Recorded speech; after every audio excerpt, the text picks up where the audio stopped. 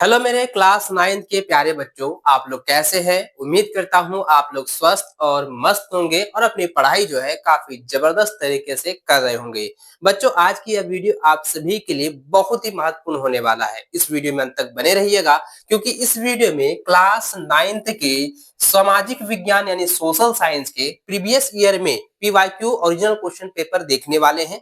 इन सभी क्वेश्चन को आप एग्जाम से पहले अच्छे से रिवीजन कर लीजिएगा और जितना भी मैं आप लोगों को वीडियो की मदद से आपका previous year question, previous year के मॉडल पेपर मैं आपको दिखाने वाला हूँ, बताने वाला हूँ, उसके जितने भी क्वेश्चन है उसको आप लोग अच्छे से तैयार कर लीजिएगा क्योंकि उसी में से तो आपके एग्जाम में सवाल पूछे जाते हैं। तो तैयार रखिएगा बच्चों। और आप जो है आपने अभी तक जो है इस वीडियो को लाइक नहीं किया तो वीडियो को लाइक और अपने सभी बच्चों के साथ, सभी दोस्तों के साथ, अपने भाई बहनों के साथ शेयर जरूर करेंगे। और चैनल पर पहली बार आए हैं तो चैनल को भी सब्सक्राइब करके बेल आइकन को प्रेस जरूर कर लीजिएगा। चलिए बच्चों, क्वेश्चन की ओर बढ़ते हैं। तो देखिए बच्चों, आपका एग्जाम जो होगा वो मार्कशीट पर ली जाएगी। इसके बारे में मैंने पहले भी आपको इन्फॉर्मेशन दिया हुआ है। और साथ ही बच्चों मैं बता दूं, मार्कशीट का प्रैक्टिस आप लोग जरूर कर लीजिएगा क्योंकि बहुत सारे बच्चे क्या करते हैं कि एग्जाम्स के टाइम जो है वो मार्कशीट में जो है गलती कर देते हैं, जिसके कारण से उसका जो है रिजल्ट में थोड़ा सा जो है गड़बड़ी आ जाती है। इसलिए बच्चों आप मार्कशीट का प्रैक्टिस भी जरूर करते रहिएगा, ठीक है। चलिए बच्चों, अब क्वेश्चन की ओर बढ़ते हैं। तो देखिए बच्चों, पहला क्वेश्चन दिया गया है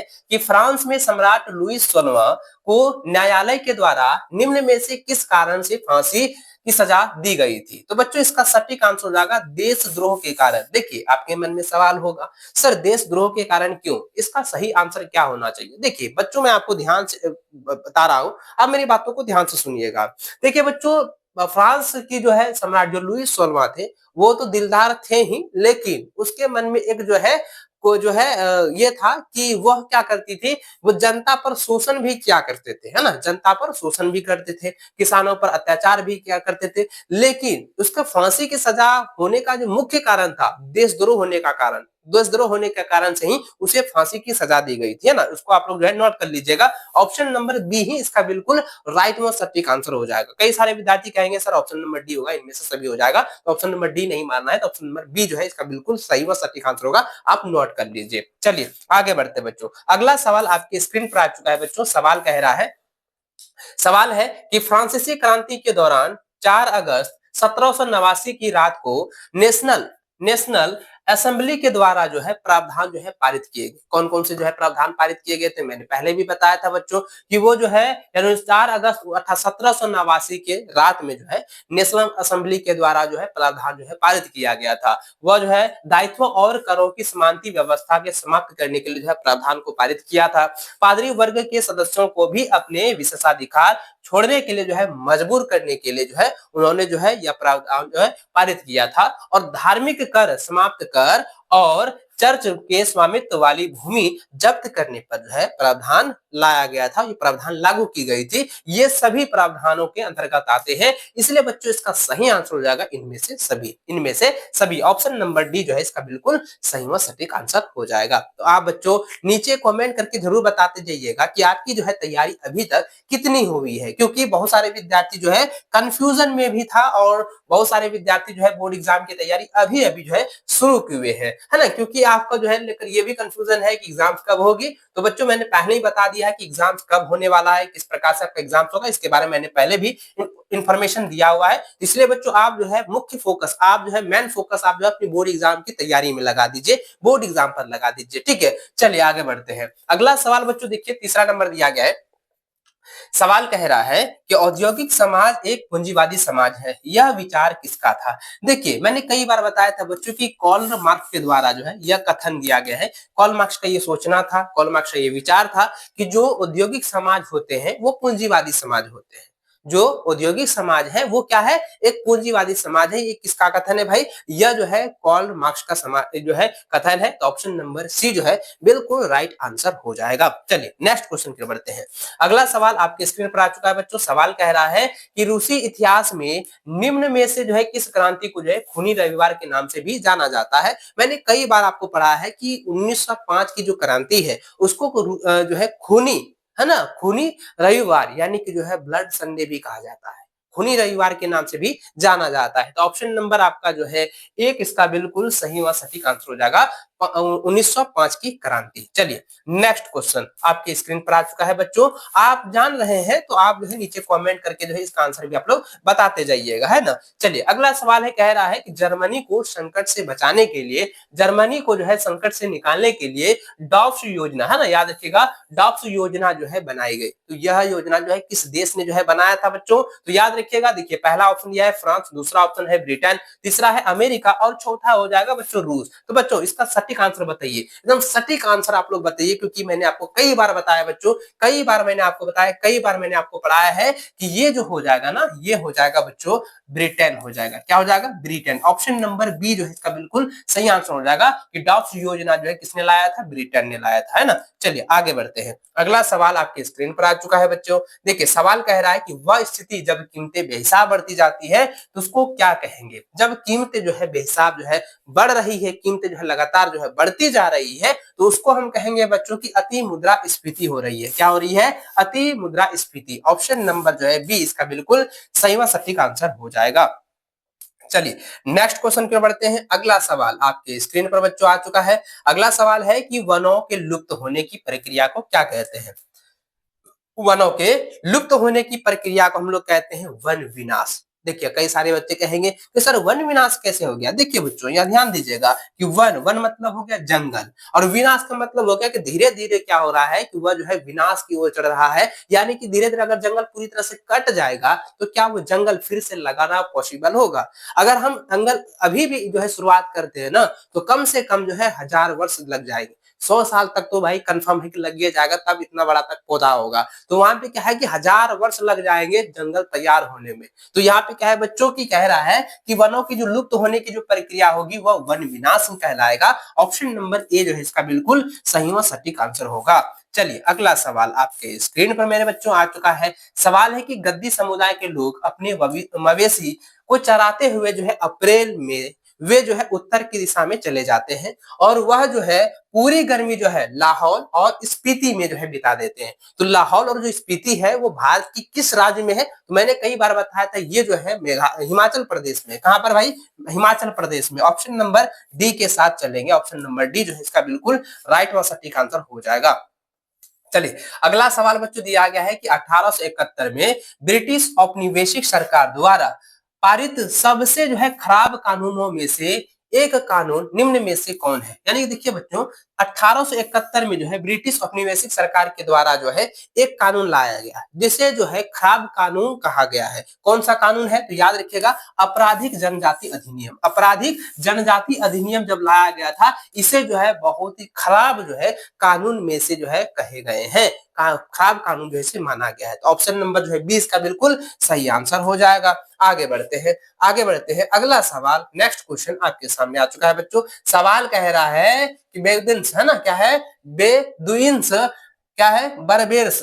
याद रखिएगा बच्चों, बेदुइन्स और बर्बेर्स, मसाई, सोमाली, बोरान और तुर्काना कुछ जो है चारवाहा समुदायों के नाम है। ये चारवाहा जो है समुदाय किस देश में पाए जाते हैं? ये चारवाहा समुदाय जो है वो अफ्रीका में पाए जाते हैं। कहां भाई?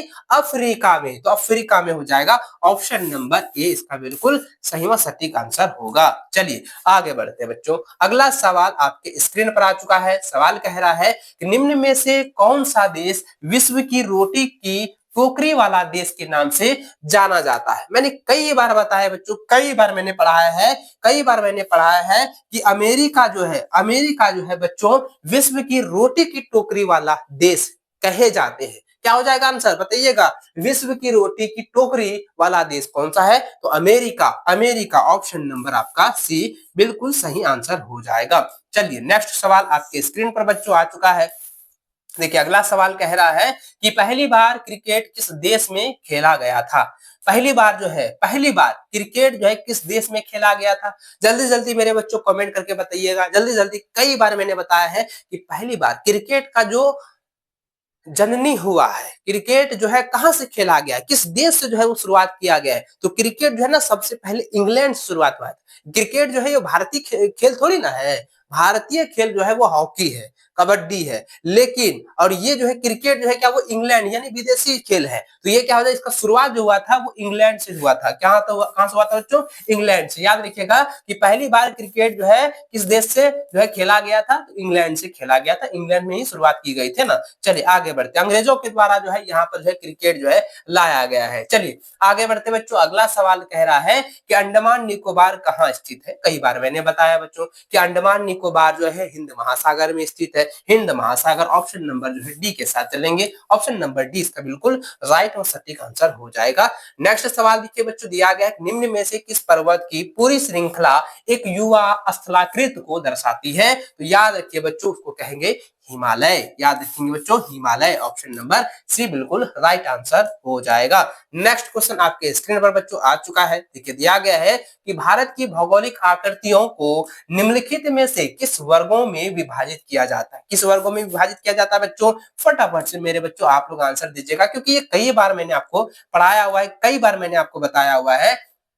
याद रखिएगा कि याद रखिए क्वेश्चन क्या था कि भारत की भौगोलिक आकृतियों को निम्न में से जो है किन वर्गों में जो है रखा गया है। तो याद रखिए बच्चों, इसका सही आंसर हो जाएगा हिमालय पर्वत श्रृंखला एवं उत्तरी मैदान, प्रायद्वीपीय पठार एवं जो है तटीय मैदान, भारतीय मरुस्थल एवं प्रद्वीप या द्वीप समूह। तो इसका सही आंसर हो जाएगा इनमें से सभी। इनमें से सभी हो जाएंगे। ऑप्शन नंबर डी जो है बिल्कुल सही व सटीक आंसर हो जाएगा। नेक्स्ट क्वेश्चन देखिए, अगला सवाल आपके स्क्रीन पर बच्चों आ चुका है। सवाल कह रहा है कि सिंधु, गंगा एवं ब्रह्मपुत्र तथा इनकी जो है सहायक नदियों से बने भारत के उत्तरी मैदान में किस प्रकार की जो है मिट्टी पाई जाती है। ध्यान से पढ़िएगा, यहाँ पे नदी दी गई है। कई बार बच्चे क्या करते हैं, कंफ्यूज हो जाते हैं कि देखिए सिंधु, गंगा और ब्रह्मपुत्र जो नदी है, इससे मिलकर और इसकी जो सहायक नदियां हैं, ये मिलकर जो है निर्माण करती है, पठार का निर्माण करती है। और ये भारत के उत्तरी मैदान में जो है, भारत के उत्तरी मैदान में किस प्रकार की मिट्टी पाई जाती है। सवाल देखिए, समझिएगा, कंफ्यूजन यहाँ पे कर रहा है। कंफ्यूजन क्या कर रहा है कि नदी का नाम दे दिया है, उसके बाद फिर कहता है कि भारत की उत्तर दिशा में कौन सा मिट्टी पाई जाती है। तो कई बार मैंने बताया कि भारत की उत्तरी मैदान में जो है जलोढ़ मृदा पाई जाती है, जलोढ़ मिट्टी पाई जाती है। तो भाई ऑप्शन नंबर सी के साथ चलेंगे। ऑप्शन नंबर सी जो है बिल्कुल राइट आंसर हो जाएगा। नेक्स्ट क्वेश्चन देखिए, अगला सवाल आपके स्क्रीन पर है कि हिमालय की नदियां अपने उत्पत्ति के स्थान, हिमालय की नदियां अपने उत्पत्ति के स्थान से लेकर समुद्र तक के लंबे रास्ते को तय करती है। यह अपने मार्ग के उत्तरी भागों में किस प्रकार की क्रिया करती है। तो ये जो है अपर्दन की क्रिया करती है। क्या करती है? अपर्दन की क्रिया करती है। याद रखिएगा, हिमालय की जो नदियां हैं वो अपने उत्पत्ति के स्थान से लेकर के जब समुद्र तक जो है सफर करती है, समुद्र तक जो है लंबे रास्ते को तय करती है, तो वह क्या करती है, धीरे धीरे क्या करते हैं, मिट्टी के जो है तट को वो काटते हुए चली जाती है। मिट्टी को जो है वो काटते हुए चल जाती है, यानी कि ये क्या कर रही है, मिट्टी का अपर्दन कर रही है। तो यानी कि इसका सही आंसर क्या हो जाएगा, अपर्दन हो जाएगा। ऑप्शन नंबर ए के साथ चलेंगे। ऑप्शन नंबर ए जो है इसका बिल्कुल सही व सटीक आंसर हो जाएगा। अगला सवाल देखिए, नेक्स्ट क्वेश्चन आपके स्क्रीन पर बच्चों सवाल है, कहता है कि पूर्णा, वर्धा और क्या है, प्राहिंता, मांजरा निम्न में से किस नदी की जो है सहायक नदियां हैं। तो याद रखिएगा बच्चों, ये सभी जो है गोदावरी नदी की जो है सहायक नदियां हैं। ऑप्शन सी जो है बिल्कुल सही आंसर हो जाएगा। अगला सवाल आपके स्क्रीन पर देखिए, सवाल क्या है बच्चों, सवाल कह रहा है कि कर्क वृत्त पश्चिम में जो है कक्ष के रन से लेकर देश के मध्य भाग होकर पर्ण में भारत के किस राज्य से होकर गुजरती है। तो इसका सटीक आंसर हो जाएगा मिजोरम। क्या हो जाएगा, मिजोरम। ऑप्शन नंबर 20 का बिल्कुल सही आंसर होगा। अगला सवाल आपके स्क्रीन पर आ चुका है। सवाल कह रहा है कि भारत की जलवायु किस प्रकार की हवाओं को अत्यधिक प्रभावित करती है। तो याद रखिएगा बच्चों कि भारत की जो जलवायु है वो मानसूनी हवाओं को जो है काफी ज्यादा प्रभावित करती है। तो ऑप्शन नंबर जो है डी इसका बिल्कुल सही व सटीक आंसर हो जाएगा। इसको आप लोग अच्छे से याद रखेंगे। चलिए नेक्स्ट क्वेश्चन आपके सामने आ चुका है। अगला सवाल आपके स्क्रीन पर बच्चों कह रहा है कि प्राय जो है कृषि कहाँ की जाती है। देखिए मैंने आपको पहले भी बताया था बच्चों कि प्राय जो होता है किस खेती जो की जाती है, कृषि जो खेती की जाती है वो उपजाऊ मिट्टी पर ही की जाती है। तो आप लोग को ये जो है मालूम ही है। और साथ ही बच्चों आप मुझे ये बताओ कि क्या हम बंजर भूमि पर जो है खेती कर सकते हैं? नहीं, बंजर भूमि पे जो है खेती नहीं किया जाता है।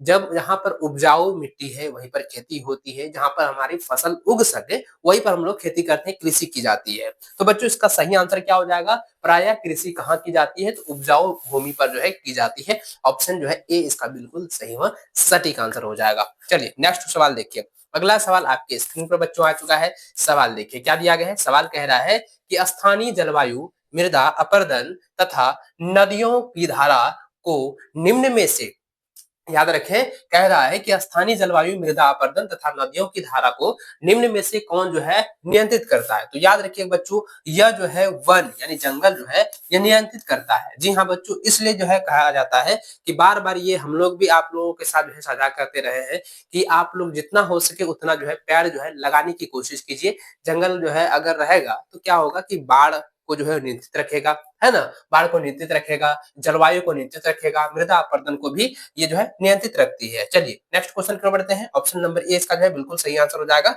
चलिए नेक्स्ट सवाल आपके स्क्रीन पर आ चुका है बच्चों। सवाल कह रहा है कि निम्न में से जनसंख्या परिवर्तन के प्रमुख जो है कारण कौन से हैं। तो प्रमुख कारण क्या होता है बच्चों, याद रखिएगा, जनसंख्या परिवर्तन में सबसे महत्वपूर्ण जो है कारण होता है बच्चों, वह होता है जन्म। याद रखिएगा, जन्म जो है जनसंख्या परिवर्तन का एक महत्वपूर्ण कार्य है। यानी कि बच्चों अगर मान के चलिए जन्म जो है ज्यादा हो रहा है तो जनसंख्या की वृद्धि हो रही है। मृत्यु दर अगर कम हो रहा है तो वो क्या हो रहा है, जनसंख्या की वृद्धि हो रही है। मृत्यु दर जो है अगर मान के चलिए ज्यादा हो रहा है और जन्म जो है अगर मान के चलिए कम हो रहा है तो यहाँ पे क्या हो जाएगा बच्चों, उसका जो है जनसंख्या परिवर्तन हो रहा है। तो यहाँ पे मुख्य कौन कौन से हैं यहाँ पे पूछा जा रहा है। तो बच्चों यहाँ पे आपका जो सही आंसर हो जाएगा तीनों हो जाएगा, ये जन्म हो जाएगा, मृत्यु हो जाएगा और प्रवास, तीनों हो जाएंगे। इसलिए इसका सही आंसर हो जाएगा इनमें से सभी। ऑप्शन नंबर डी जो है इसका बिल्कुल राइट आंसर हो जाएगा। ठीक है, ऑप्शन नंबर डी के साथ चलेंगे।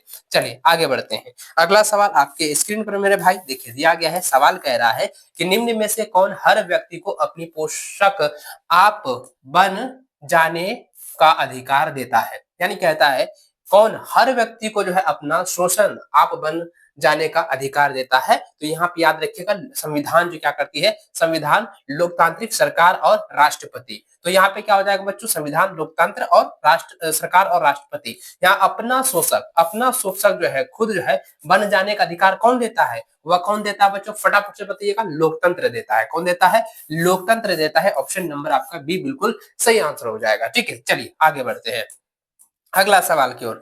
नेक्स्ट सवाल दिया गया कि लोकतंत्र के विपक्ष में दिया गया तर्क निम्न में से कौन सा सही नहीं है। पहला दिया गया है अयोग्यों की पूजा करना, जनमत पर आधारित शासन, जनमत पर आधारित जो है शासन, और उसके बाद है अनुत्तरदायी शासन, चौथा दिया गया है धनवानों का प्रबलता। तो याद रखिए बच्चों यहाँ पे कह रहा है कि कौन सही नहीं है, निगेटिव पूछा गया है। इसका सटीक आंसर हो जाएगा बच्चों अनुत्तर, है ना, अनुत्तरदायी शासन। ऑप्शन नंबर सी इसका बिल्कुल राइट व सटीक आंसर हो जाएगा। अगला सवाल देखिए। नेक्स्ट क्वेश्चन दिया गया बच्चों, सवाल है कि भारतीय संविधान कब जो है बनकर तैयार हुआ था। कई बार मैंने आपको बताया बच्चों कि भारतीय संविधान जो है 26 नवंबर 1949 ईस्वी को जो है बनकर जो है पूरी तरह से लागू हो गया था ना। जल्दी जल्दी बताइएगा बच्चों, भारतीय संविधान जो है वो कब बनकर तैयार हुआ, 26 नवंबर 1949 में बनकर जो है पूरी तरह से तैयार हुआ था। और ये लागू कब हुआ था, संविधान जो है कब आया था भाई, संविधान हुआ था बच्चों, याद रखिएगा कितना 26 जनवरी 1950 को, है ना। चलिए ऑप्शन नंबर जो है आपका यहाँ पे ए जो है बिल्कुल सही व सटीक आंसर हो जाएगा। चलिए आगे बढ़ते बच्चों। अगला सवाल आपके स्क्रीन पर आ चुका है। सवाल कह रहा है कि मैं भारत के लिए ऐसा संविधान चाहता हूँ जो उसे जो है गुलामी और अधीनता से मुक्त करे। यह कथन जो है 1931 में अपनी पुस्तक यंग इंडिया में किसने लिखा था। देखिए यंग इंडिया जो लिखा है इसके जो लेखक है वो है हमारे राष्ट्रपति हमें राष्ट्र बापू। देखिए अगला सवाल है बच्चों कि मैं भारत के ऐसे संविधान को चाहता हूं जो उसे जो है गुलामी और जो है अधीनता से मुक्त करे। और यह जो कथन है 1931 में अपनी पुस्तक यंग इंडिया में लिखी गई है। और यह जो है यंग इंडिया जो है किसने लिखा है, तो यंग इंडिया जो है पुस्तक जो है वो महात्मा गांधी के द्वारा जो है लिखी गई है। तो ऑप्शन नंबर आपका सी बिल्कुल सही व सटीक आंसर हो जाएगा। तो बच्चों इसको आप लोग जो है नोट डाउन कर लीजिए, इसको कॉपी में उतार लीजिए। चलिए आगे बढ़ते हैं। अगला सवाल आपके स्क्रीन पर आ चुका है मेरे भाई। दिया गया है कि 26 अप्रैल 1994 की मध्य रात्रि को दक्षिण अफ्रीका एक नया लोकतांत्रिक देश बन गया। इसके साथ ही वहां निम्न में से क्या परिवर्तन देखने को मिला। वहां पर बच्चों रंगभेद वाली जो शासन व्यवस्था थी वो जो है समाप्त हो गई, है ना। बाद में सभी नस्ल के लोगों को मिली जुली सरकार जो है बनी और जो है गणराज का जो है नया झंडा लहराया गया। ये सारे कथन सही होंगे। इसलिए बच्चों यहाँ परिवर्तन क्या क्या देखने को मिले, सारे परिवर्तन। तो ऑप्शन नंबर जो है आपका डी बिल्कुल सही व सटीक आंसर हो जाएगा। ऑप्शन नंबर डी के साथ चल रहे हैं, बिल्कुल राइट होगा। चलिए आगे अगला सवाल आपके स्क्रीन पर बच्चों आ चुका है। देखिए सवाल कह रहा है, सवाल है कह रहा हूं 30वां नंबर कहता है कि किसी भी लोकतंत्र में नियमित अंतरालों पर निम्न में से जो है क्या होना अनिवार्य जो है माना जाता है। तो याद रखिए बच्चों, चुनाव होना जो है अनिवार्य माना जाता है। ऑप्शन नंबर ए इसका बिल्कुल सही आंसर हो जाएगा। चलिए आगे बढ़ते हैं। अगला सवाल आपके स्क्रीन पर कि भारत के निर्वाचन आयोग को निम्न में से कौन से अधिकार जो है प्राप्त है। तो बच्चों याद रखिएगा कि भारत के जो निर्वाचन आयोग है, इलेक्शन कमीशन है, उनको जो है चुनाव की प्रक्रिया के संचालन पर निर्णय लेना होता है ना। आदर्श चुनाव संहिता लागू करना होता है, सरकार को जो है दिशा निर्देश मानने का आदेश देना होता है। यानी कि ये सभी कार्य जो है, ये सभी जो है अधिकार उनको प्राप्त है। इसलिए इसका सही आंसर हो जाएगा इनमें से सभी। ऑप्शन नंबर डी जो है इसका बिल्कुल राइट आंसर हो जाएगा। अगला सवाल आपके स्क्रीन पर आ चुका है बच्चों। सवाल कह रहा है कि निम्न में से कौन सरकार का प्रमुख होता है तथा सरकार की ओर से जो है अधिकांश अधिकारों का प्रयोग करता है। तो इंसान इसका आंसर क्या हो जाएगा? प्रधानमंत्री। तो प्रधानमंत्री के पास जो है सारा जो है अधिकार होता है, सारा जो है उनको जो है अधिकारों की जो है अधिकांश जो अधिकार होते हैं, टोटल का टोटल अधिकार कह सकते हैं 90% अधिकार जो होता है वो प्रधानमंत्री के पास ही होता है। ऑप्शन नंबर बी ही इसका बिल्कुल राइट आंसर हो जाएगा। अगला सवाल दिया गया है बच्चों। सवाल कह रहा है कि 1979 में, है ना, 1979 में सरकार ने जो है सामाजिक तथा शैक्षिक रूप से पिछड़े वर्ग की पहचान के उद्देश्य से एक आयोग का गठन किया। इस आयोग को जो है किस नाम से जाना जाता है? इस आयोग को कहा जाता है मंडल आयोग। क्या कहा जाता है? मंडल आयोग। याद रखिएगा बच्चों, 1989 में जो है सरकार सामाजिक और शैक्षणिक रूप से पिछड़े वर्ग की पहचान के लिए, एक पहचान के उद्देश्य से जो है एक आयोग का गठन किया गया और उस आयोग का नाम था बच्चों मंडल आयोग। ऑप्शन नंबर सी जो है इसका बिल्कुल सही सटीक आंसर हो जाएगा। चलिए अगला सवाल आपके स्क्रीन पर मेरे भाई दिया गया है। निम्न में से किस अधिकार को 44वां संवैधानिक संशोधन अधिनियम 1978 के द्वारा मौलिक अधिकारों की सूची से जो है हटा दिया गया था? तो याद रखिएगा बच्चों, संपत्ति का जो अधिकार है उसे जो है मौलिक अधिकारों से हटा दिया गया था। तो ऑप्शन नंबर जो है ए इसका बिल्कुल सही व सटीक आंसर हो जाएगा। चलिए आगे अगला सवाल है। दिया गया है कि पालमपुर गांव में अधिकांश भूमि के स्वामी जो उच्च जाति के माने जाते हैं, उनके कितने परिवार हैं? तो बच्चों उनके जो है टोटल कितने परिवार थे? टोटल 80 परिवार, है ना। याद रखिएगा टोटल कितना? 80 परिवार थे। 80 परिवार थे। इसको आप लोग जो है कॉपी में नोट डाउन कर लीजिएगा, इसको उतार लीजिएगा बच्चों, क्योंकि पालमपुर से जो है रिलेटेड एग्जाम में 100% सवाल जो है दिया जाता है। चलिए अगला सवाल आपके स्क्रीन पर भाई आ चुका है। कह रहा है कि निम्न में से कौन जो है उत्पादन के निष्क्रिय साधन माने जाते हैं जो स्वयं किसी वस्तु का उत्पादन नहीं करते हैं? जो स्वयं किसी वस्तु का उत्पादन नहीं करते हैं, इसका सही आंसर हो जाएगा भूमि तथा पूंजी। याद रखिएगा इसका सही आंसर क्या हो जाएगा? भूमि तथा पूंजी। ऑप्शन नंबर बी जो है बिल्कुल सही आंसर हो जाएगा। चलिए आगे बढ़ते बच्चों। अगला सवाल आपके स्क्रीन पर आ चुका है। सवाल कह रहा है कि जब प्राकृतिक संसाधन एवं भौतिक पूंजी की अपेक्षा जनसंख्या की मात्रा में अत्यधिक वृद्धि होती है, तो इससे निम्न में से किस प्रकार की जो है आवश्यकताएं जो है बहुत बढ़ जाती है? तो निम्न में से जो है बच्चों खाद्यान्न की आवश्यकता बढ़ती है, शिक्षा की आवश्यकता बढ़ती है, चिकित्सा की आवश्यकता बढ़ती है। यानी इसका सही आंसर होगा ऑप्शन नंबर डी हो जाएगा इनमें से सभी। ये सभी जो है, ये सभी चीजों की जो आवश्यकताएं बहुत ज्यादा जो है बढ़ जाती है। तो ऑप्शन नंबर डी इसका बिल्कुल राइट आंसर होगा। अगला सवाल देखिए, 37वां नंबर सवाल देखिए बच्चों, दिया गया है कि जब प्रचलित मजदूरी की दर पर काम करने के लिए इच्छुक लोग रोजगार नहीं पा सके तो इसे क्या कहा जाता है? देखिए यहाँ पे क्या है बच्चों कि जो प्रचलित मजदूरी का दर जो है उस पर काम करने के लिए इच्छुक लोगों को अगर रोजगार नहीं मिल रहा है, काम नहीं मिल रहा है, तो उसको हम क्या कहेंगे? उसको हम लोग बेरोजगारी कहेंगे। क्या कहेंगे? बेरोजगारी कहेंगे, है ना। ऑप्शन नंबर जो है ये बिल्कुल सही आंसर हो जाएगा। चलिए आगे बढ़ते बच्चों। अगला सवाल आपकी स्क्रीन पर आ चुका है। 38वां नंबर सवाल है कि निरंतर रेखा का आकलन समय समय पर यानी कि सामान्यतः हर 5 वर्ष में निम्न में से जो है किसके माध्यम से किया जाता है? तो यह किया जाता है राष्ट्रीय प्रतिदर्श सर्वेक्षण संगठन के द्वारा। ऑप्शन नंबर जो है बी इसका बिल्कुल सटीक राइट आंसर हो जाएगा। चलिए आगे बढ़ते हैं। अगला सवाल देखिए, 39वां नंबर सवाल कह रहा है कि पंजाब और हरियाणा जैसे राज्य निम्न में से किस कारण से निर्धनता कम करने में पारंपरिक रूप से जो है सफल रहे हैं? तो इसका सही आंसर बच्चों कि उच्च कृषि वृद्धि दर। याद रखिएगा पंजाब और हरियाणा में जो है सबसे ज्यादा कृषि की जाती है। पंजाब और हरियाणा में ही जो है कृषि दर जो है काफ़ी ज़्यादा उच्च रहता है पूरे भारतवर्ष में। तो इसको नोट कर लीजिएगा बच्चों कि पंजाब और हरियाणा में जो है जैसे राज्य में निम्न कारण से जो है निर्धारित निरंतर रेखा को जो है कम करने में पारंपरिक जो रूप सफल रहे हैं, उसका मुख्य कारण है उच्च कृषि वृद्धि दर। ऑप्शन नंबर ए जो है इसका बिल्कुल सही और सटीक आंसर हो जाएगा। अगला सवाल बच्चों आपका दिया गया है कि सरकार निम्न में से जो है किसके माध्यम से कि सरकार जो है निम्न में से किसके माध्यम से जो है बफर स्टॉक का जो है रख रखाव करती है। तो बफर स्टॉक का जो रखाव करती है वह करती है भारतीय खाद्य निगम। याद रखिएगा भारतीय खाद्य निगम जो है ये बफर स्टॉक का जो है क्या करती है, रख रखाव करती है, देख रेख करती है ना। तो चलिए बच्चों आज की ये क्लास जो है आप सभी के लिए कैसा रहा, बहुत ही इंपॉर्टेंट रहा होगा। मुझे उम्मीद है कि आप लोग जो है इसको आप लोग कॉपी में नोट करके अच्छे से तैयार कर लीजिएगा, क्योंकि ये सारे क्वेश्चन जो है आपके एग्जाम के लिए बहुत ज्यादा महत्वपूर्ण है, बहुत इंपॉर्टेंट है ना। अपने सभी दोस्तों के साथ शेयर अभी तक नहीं किए हैं तो जल्दी जल्दी आप इसे शेयर कर दीजिए। चैनल पर पहली बार आए चैनल को सब्सक्राइब करने के साथ जो है बेल आइकन को प्रेस जरूर कर लीजिएगा, ताकि जैसे वीडियो अपलोड हो आपको नोटिफिकेशन मिल जाए। मिलते हैं नेक्स्ट वीडियो, तब तक जय हिंद, वंदे मातरम।